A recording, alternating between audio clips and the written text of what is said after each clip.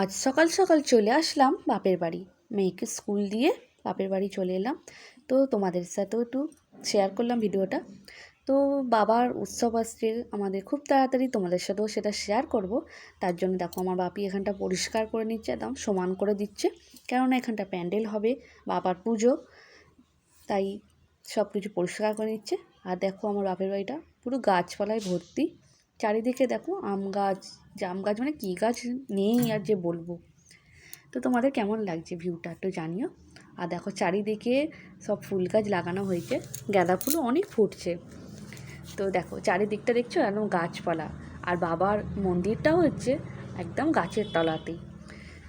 তো দেখো তোমাদের কেমন লাগে। তো যখন বাবার উৎসব হবে তোমাদের সাথেও ভিডিওগুলো শেয়ার করব, দেখবে খুব ভালো লাগবে।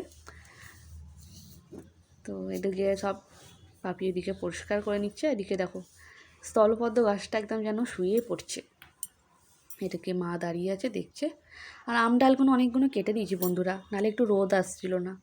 আর দেখো গাঁদা ফুলগুলো কি সুন্দর ফুটছে।